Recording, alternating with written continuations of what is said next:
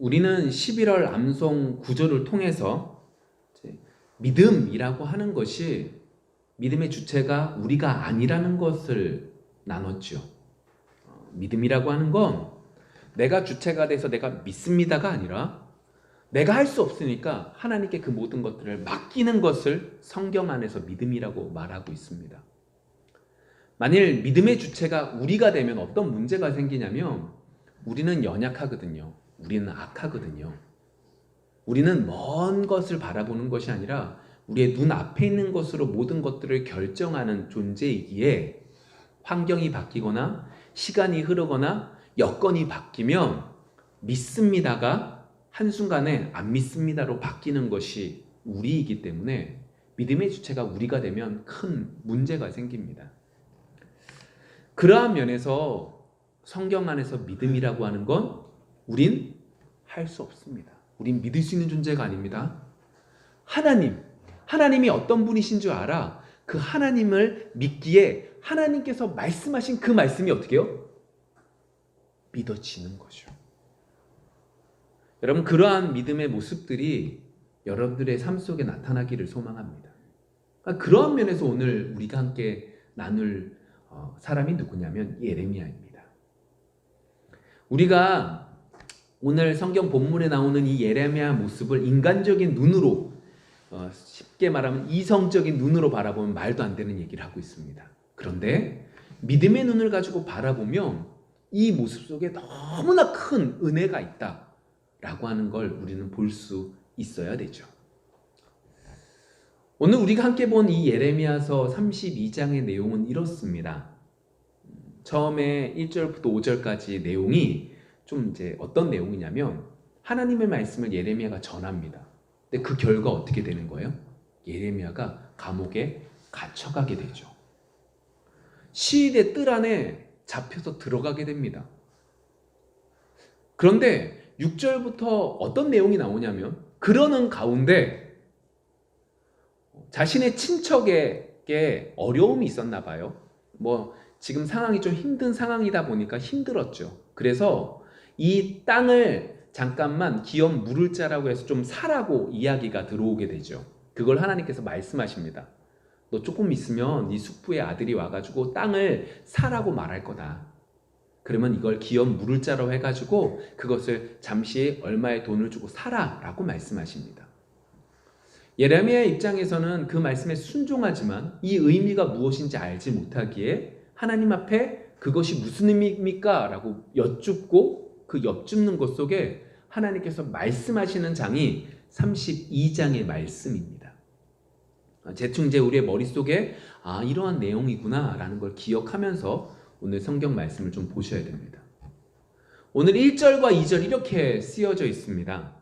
유다의 시드기야 왕 10째 해 곧 느부갓네살 18째 해에 여호와의 말씀이 예레미야에게 임하니라. 그때에 바벨론 군대는 예루살렘을 에워싸고 선지자 예레미야는 유다의 왕의 궁중에 있는 시위대 뜰에 갇혔으니. 이 시대에 지금 예레미야가 있는 이 시대의 상황을 지금 예레미야가 쭉 설명하고 있습니다. 이때가 언제냐? 시드기야라고 하는 사람이 왕이 된 지 10년째가 되었답니다. 10째 해가 되었답니다. 그리고 느부갓네살이라고 하는 바벨론의 왕이 된 지가 18년이 되었다라고 하는 이야기를 쓰고 있는 거죠. 이제 왜 이런 얘기를 하고 있냐? 지금 이때가 어느 때냐면 바벨론이라는 나라가 이 예루살렘을, 이 유다를 이제 정복하기 위해서 예루살렘 성을 둘러싸고 있는 때라는 겁니다. 그러니까 더 정확하게 이야기를 해보면 시드기야 왕이 9년째 10월째, 그러니까 왕이 된 지 9년째 10월 달이 되었을 때 바벨론이라는 나라가 쳐들어와서 이 예루살렘을 감싼 거죠. 그리고 오늘 성경의 본문에 보시면 10번째 해라고 말하는 거 보면 이제 이 예루살렘을 둘러싼 지 2개월쯤 지났을 때라는 겁니다. 그때에 어떻게 해요? 예레미야 선지자는 감옥에 시대 뜰 그 감옥에 갇혀 있습니다 라고 성경에 기록되어져 있죠. 그러면 참 궁금합니다. 이렇게 급박할 때 왜 이렇게 감옥에 갇혔을까요? 아니, 조금이라도 한 명이라도 더 불러 모아서 단합합시다, 하나 됩시다 라고 말해야 될 때에 왜 이 예레미야 선지자는 감옥에 갇히게 되었느냐? 3절부터 5절의 내용 속에 그 내용이 나옵니다. 제가 읽어볼게요. 이는 그가 예언하기를, 예레미야가 예언했습니다. 여호와의 말씀에 보라, 내가 이 성을 바벨론 왕의 손에 넘기리니 그가 차지할 것이며 유다 왕 시드기야는 갈대아인의 손에서 벗어나지 못하고 반드시 바벨론 왕의 손에 넘겨진 바 되리니 입이 입을 대하여 말하고 눈이 서로 볼 것이며 그가 시드기야를 바벨론으로 끌어가리니 시드기야는 내가 돌볼 때까지 거기에 있으리라. 여호와께서 이와 같이 말씀하시니라. 너희가 갈대아인과 싸울지라도 승리하지 못하리라 하셨다 하였더니 유다 왕 시드기야가 이르되 내가 어찌하여 이같이 예언하였느냐 하고 그를 가두었음이었더라. 예레미야가 감옥에 갇힌 이유가 뭐 때문이냐? 하나님 말씀을 선포했기 때문이라는 겁니다. 하나님 말씀이 어떤 말씀이었냐? 이 지금 우리 예루살렘을 둘러싸고 있는 이 바벨론이 이긴다 진다? 이긴다. 다시 말하면 우리나라는 망합니다 라고 말씀하고 있었기 때문이라는 거죠. 지금 이 성경 본문 이전의 예레미야의 상황을 좀 얘기해 보면 예레미야는 항상 이야기했습니다. 뭐라고 얘기했냐?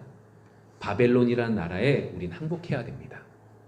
바벨론이라는 나라에 우리는 항복할 때만이 우리는 살 수 있습니다. 만일에 저기 밑에 있는 애굽과 함께 편을 먹어서 이 바벨론을 공격하면 바벨론에게 대항하면 우리는 다 죽습니다 라고 하는 얘기를 예레미야는 항상 했습니다. 그리고 그 말씀대로 오늘 성경이 어떻게 되는 거예요? 이 바벨론이라는 나라가 우리 유다를, 우리 예루살렘 성을 둘러싸고 있습니다. 어떠한 면에서 생각을 해보세요. 누구 말대로 된 거예요? 예레미야 말대로 된 거예요. 분명히 이전부터 많은 선지자들이 있었는데 예레미야 말고 다른 선지자들은 뭐라고 말했냐면 아닙니다. 절대로 우리 예루살렘에 멸망할 수가 없습니다. 예루살렘에는 하나님의 성전이 있고 하나님이 그곳에 함께 임재한다고 하셨으며 이전에 이미 하나님께서는 아수르라고 하는 강력한 나라가 쳐들어왔지만 한순간에 그 모든 군인들을 다 죽여서 승리하게 해주셨습니다. 그것이 우리의 선조였던 히스기야 왕 때 있었고 이사야 선지자 때 있었습니다. 그렇기 때문에 우리나라는 우리 예루살렘은 절대로 무너지지 않습니다 라고 말했던 많은 수의 선지자와 유독 혼자 예레미야만 아닙니다. 우리는 멸망할 수밖에 없습니다. 바벨론에게 항복하고 납작 엎드려야지만 우리는 살아남을 수 있습니다 라고 얘기했단 말이에요. 근데 막상 결과는 예레미야 선지자처럼 지금 격박한 상황 속에 오늘 내일이라고 말하는 상황 속에 놓여지게 되었다라고 하는 거죠. 근데 그것 때문에 이제 감옥에 갇힌 거예요. 하나님의 말씀처럼 됐단 말이에요. 그런데도 불구하고 감옥에 갇혔죠. 왜 갇혔을까요? 왕의 입장에서도 그렇고 대다수 예루살렘 성민들의 입장에서는 어떻게 바라봐요? 지금 예레미야는 뭐예요? 매국노고 다른 사람들은 어떤 사람들이에요? 애국자거든요. 대다수의 선지자는 애국자고 예레미야는 매국노예요. 그러니 왕의 입장에서도 우리나라 망한다고 말하는 사람이 우리나라의 적이라고 생각해서 그를 감옥에 가둘 수밖에 없게 되는 거죠. 이걸 지난주 말씀으로 말하면 대다수의 선지자는 뭐였어요? 믿음이 있었어요. 어떤 믿음이 있었어요? 이걸 성경에선 믿음이라고 말하지 않고 뭐라고 말했죠? 신념이었어요. 자신들의 생각이었던 거죠.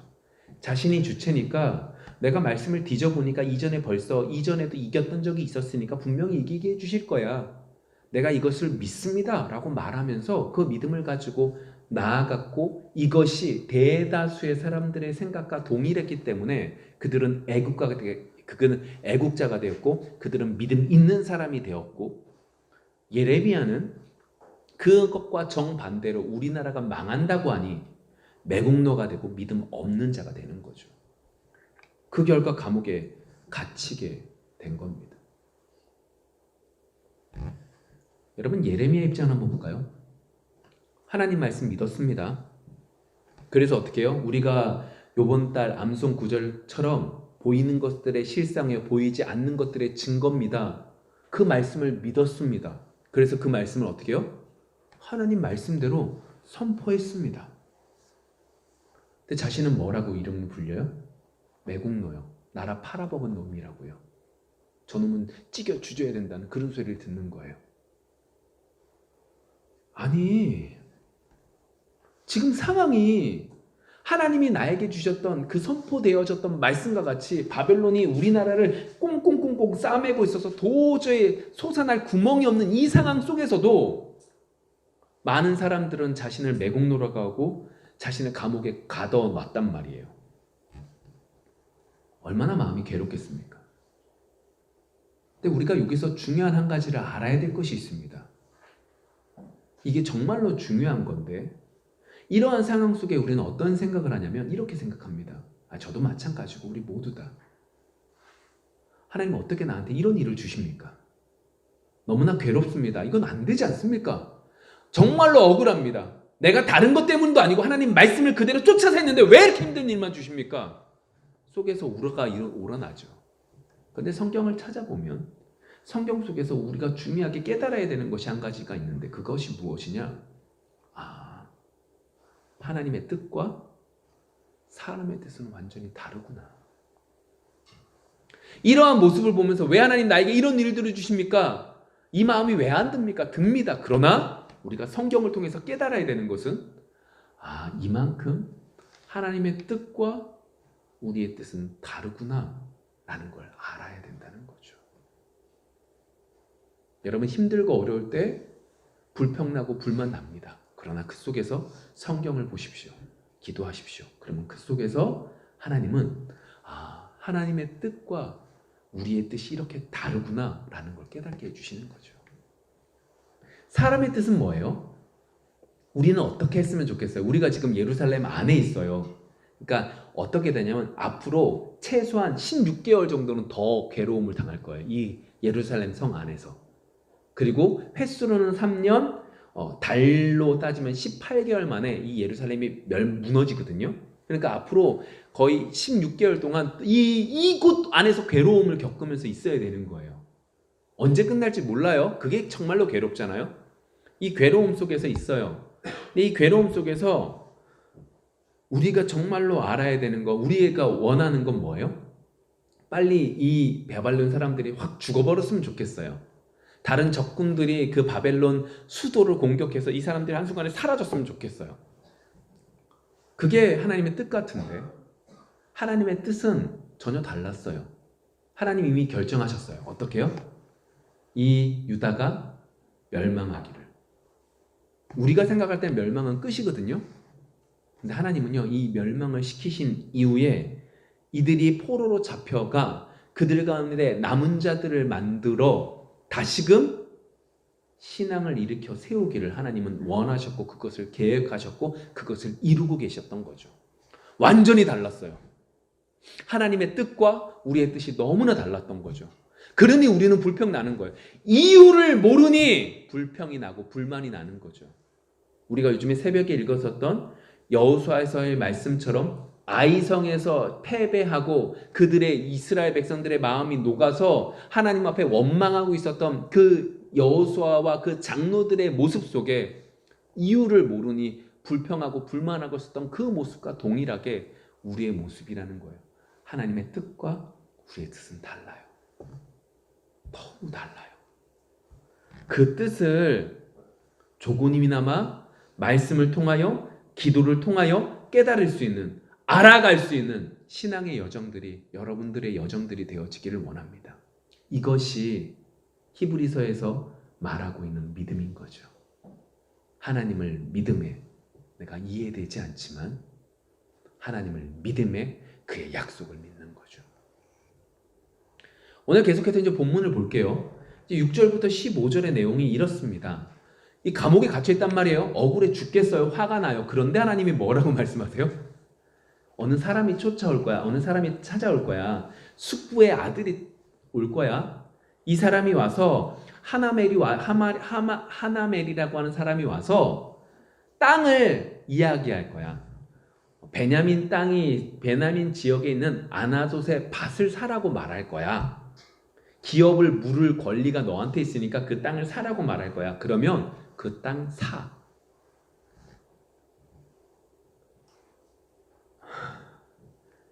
여러분들이 많이 예레미야라고 생각해 보십시오. 하나님 잘 믿겠다고 잘 믿었는데 여러분들이 하고 있는 일들이 다 망했습니다. 하나님이 좀 위로를 해주셨으면 좋겠는데 위로하기는커녕 하나님께서 또다시 말씀을 주시는데 그 말씀이 뭐예요? 지금 이 망해가는 이 나라에 땅을 사라는 겁니다. 기업을 물을 자라고 말하는데 이제 우리가 좀 더 살펴보겠지만 정말로 현실적으로 말하면 정말로 무지한 일을 하라는 겁니다. 여러분 나라가 망해갑니다. 오늘 내일 하고 있는 이 나라 속에서 땅을 사시겠습니까? 아니면 금은보화를 사시겠습니까? 당연히 금을 모읍니다. 요즘에 세계가 여러 가지 경기가 어려우니까 금값이 막 오른다고 그러더라고요. 전쟁이 일어나니까 금값이 오른답니다. 왜 그런 거죠? 땅을 사놓는 게 아니라 금을 사놓으면 혹시나 무슨 일이 있을 때 이 금을 팔면 이 금은 값어치가 있으니까 이 금으로 관리할 수 있다라고 하는 거죠. 이게 당연한 지혜죠. 그런데 하나님 지금 뭐라고 말하는 거예요? 그거 하지 말고 땅 사라고요. 이거 단순하게 이 땅을 내 거로 소유로 삼기 위한 부분이 아닙니다. 그러니까 더 황당한 거죠. 기업 물을 행위를, 기업 물을 권리를 행사라는 거예요. 그게 이제 7절의 말씀 속에 나타나잖아요. 여러분 여기서 이제 우리가 기업 물을 자라고 하는 부분을 좀 살펴봤으면 좋겠습니다. 레위기서 25장에 그 부분들이 나타나는데 이렇게 말합니다. 25장 23절부터 제가 읽겠습니다. 토지를 영구히 팔지 말 것은 토지는 다 내 것임이니라. 너희는 거류민이요 동거하는 자로서 나와 함께 있느니라. 너희 기업의 온 땅에서 그 토지 무르기를 허락할지니 만일 내 형제가 가난하여 그의 기업 중에서 얼마를 팔았으면 그에게 가까운 기업 물을 자가 와서 그의 형제가 판 것을 물을 것이요 만일 그것을 물을 사람이 없고 자기가 부유하게 되어 물을 힘이 있으면 그 판 해를 계수하여 그 남은 값을 산자에게 주고 자기의 소유지로 돌릴 것이니라. 그러나 자기가 물을 힘이 없으면 그 판 것이 희년에 이르기까지 산자의 손에 있다가 희년에 이르러 돌아올지니 그것이 곧 그의 기업으로 돌아갈 것이니라. 자, 이게 하나님께서 이스라엘 백성들에게 이 토지에 관련되는 이야기를 하는 겁니다. 무슨 얘기냐?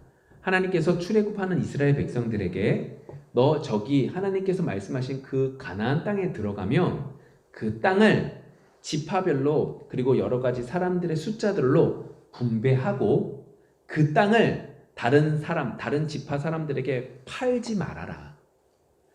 이 땅은 누구 거다? 오늘 성경 말씀 속에 보시면 23절에 토지는 영구히 팔지 말아라. 다시 말하면 이 땅의 주인은 나다 라고 말씀하고 있는 거죠. 요즘에 우리가 여호수아서 말씀을 보고 있습니다.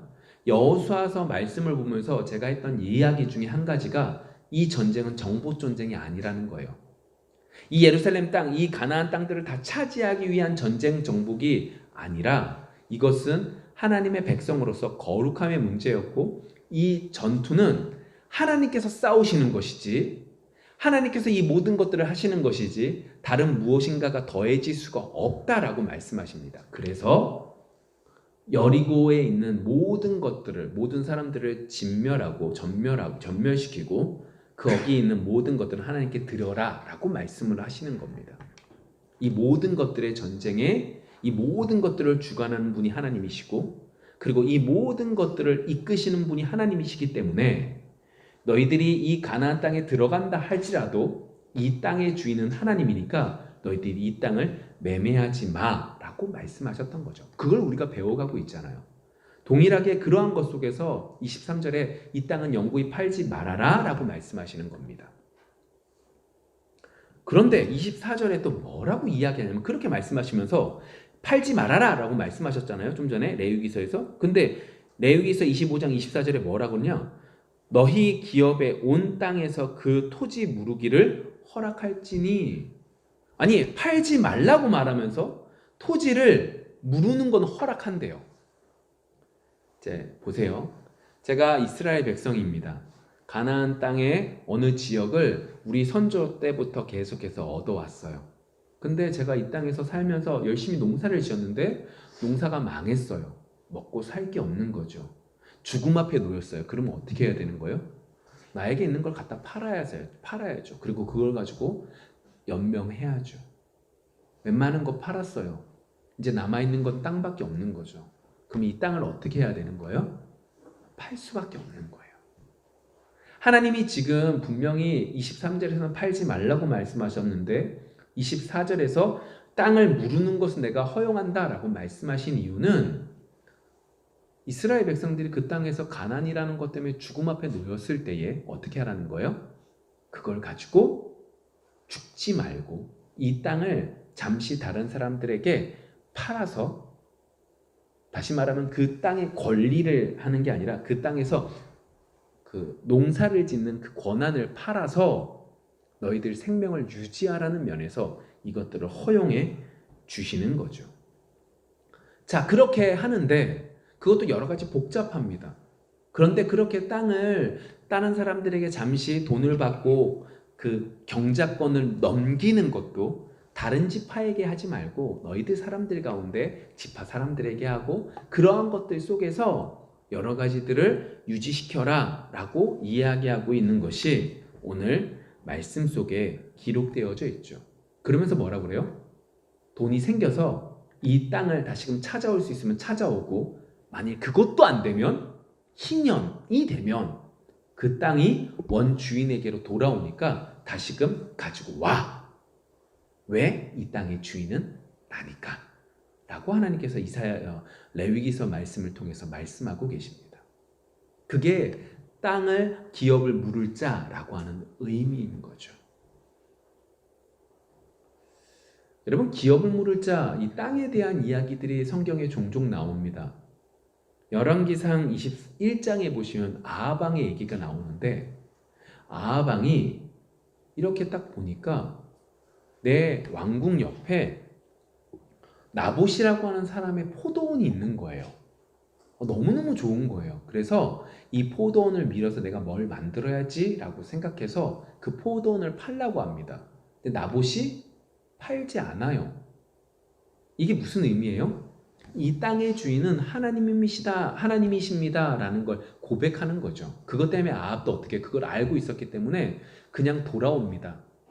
근데 그의 아내가 이세벨이 하나님을 믿지 않는 사람이기에 정말로 얕은 꾀를 통하여 나봇을 죽이고 그 포도원을 강취해 오죠. 그것 때문에 어떻게 되는 것이냐? 엘리야가 뭐라고 말을 하냐면, 너 아합 왕과 너 이세벨은 이 나봇의 포도원에서 죽을 거야. 그리고 그 피를 개들이 핥아 마실 거야 라고 말을 합니다. 왜 그런 일이 벌어졌느냐? 아합 왕이 악하기 때문도 있지만 그 땅을, 하나님이 것인 그 땅을 어떻게 해요? 사사로이 매입하고 강취해 왔기 때문에 그것에 대해서 저주를 받고 있는 장면이 열왕기상 21장에서 기록되어져 있죠. 또 있습니다. 기업을 물을 자라고 하는 내용이 나오는 게 또 있는데, 그게 어디냐면 룻기서에 나타나죠. 룻기서에 보시면 보아스라고 하는 사람이 기업을 물을 자가 되었다라고 얘기합니다. 룻이 이스라엘 백성이 아닙니다.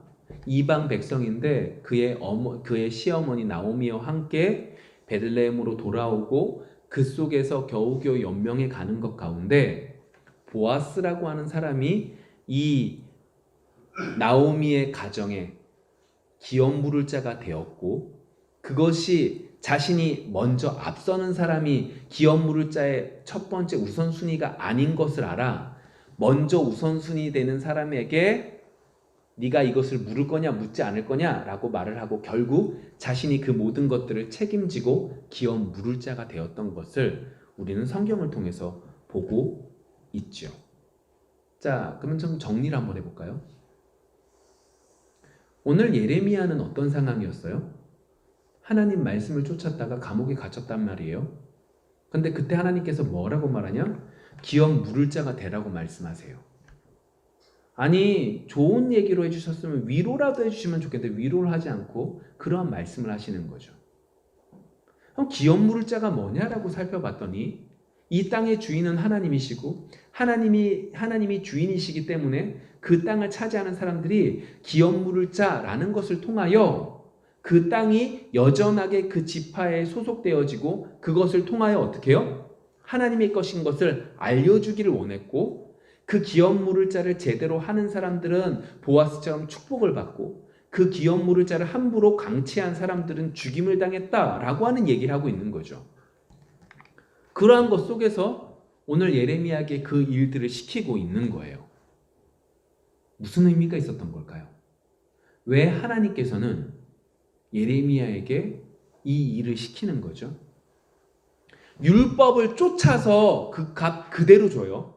오늘 우리가 읽었지만 율법에서 말하는 대로 그 값을 그대로 줘요.